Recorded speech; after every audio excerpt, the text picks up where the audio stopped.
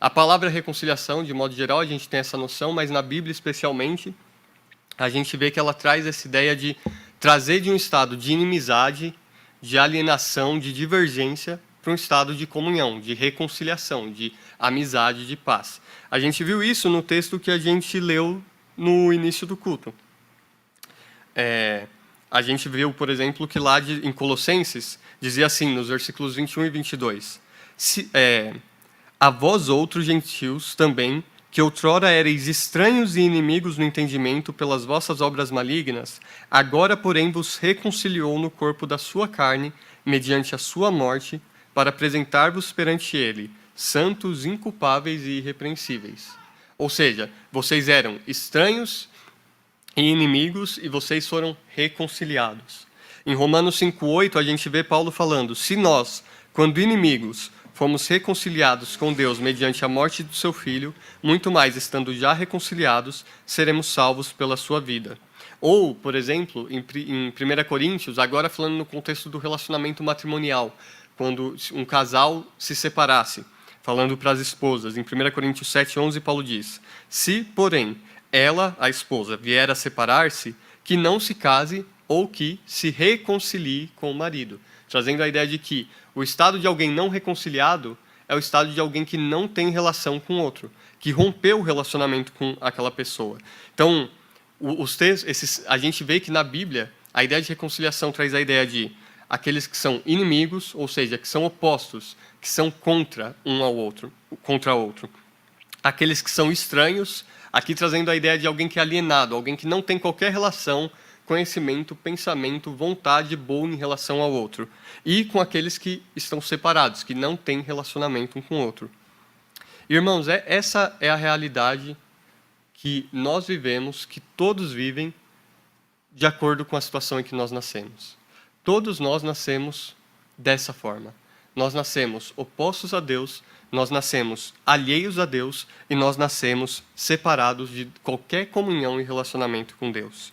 A Bíblia é muito clara nisso. A Bíblia afirma, por exemplo, que o homem natural, para o homem, ele não aceita as coisas de Deus. Para ele, como a gente disse, elas são loucura. Mas não só isso, a Bíblia afirma também que ele não apenas rejeita, mas ele rejeita as coisas de Deus porque o homem natural ele é odiador de Deus. Ele odeia Deus. A mentalidade da carne é inimiga de Deus. Quando Jesus veio, lá no Evangelho de João, a gente tem registrado que o homem ele odeia a luz porque ele ama as trevas. Deus é luz e por isso o homem odeia Deus. Por isso os homens crucificaram a Jesus. E essa é a realidade de cada um aqui. O homem é inimigo de Deus. Muitas vezes as pessoas dizem, né? Se Jesus viesse, se as pessoas vissem a Deus, vissem algum milagre, uma manifestação poderosa, que inconfundível, aí elas iriam crer. Não, elas viram esse milagre quando Jesus encarnou e elas crucificaram a Jesus. Nós somos, por natureza, assim. É assim que nós vivemos. Não só como inimigos, mas alienados. E é importante a ideia de alienação, porque a Bíblia fala que, por exemplo, o ímpio diz no seu coração, não há Deus. Salmo 14:1. Ou no Salmo 10:4, o perverso, na sua soberba, não investiga, que não há Deus são todas as suas cogitações.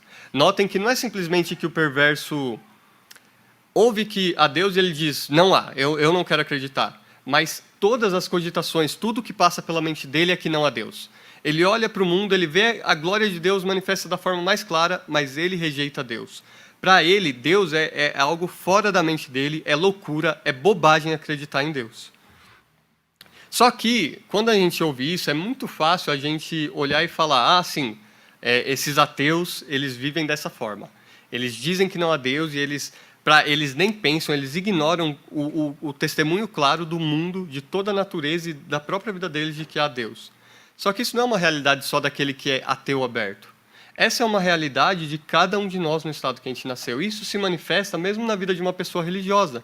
Uma pessoa religiosa, ela pode vir à igreja, às vezes vem só no domingo de ceia, às vezes vem até todo domingo e até em algumas reuniões a mais, mas Deus está longe dos pensamentos dela, na vida dela.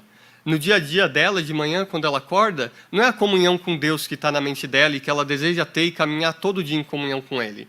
Quando ela vai decidir como agir no trabalho, se vai mentir ou não, se vai como vai tratar a pessoa que trabalha com ela, que é mais difícil, não é a vontade de Deus que está na mente e no coração dela, é a vontade dela.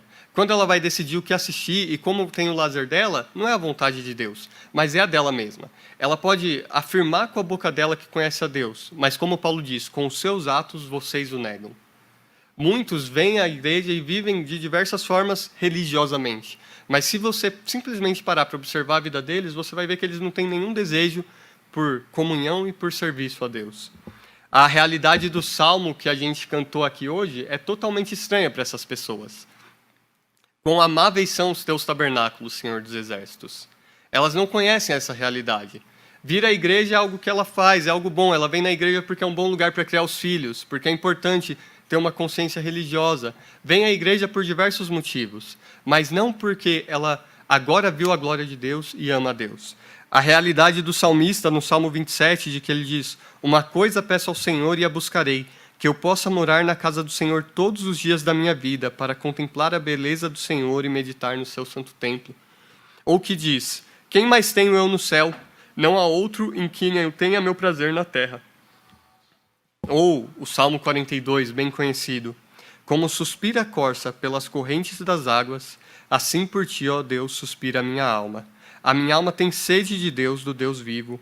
Quando irei e me verei perante a face de Deus? A pessoa que é religiosa, mas é alheia a Deus, ela não deseja a comunhão com Deus. A palavra fica guardada lá na estante dela durante a semana.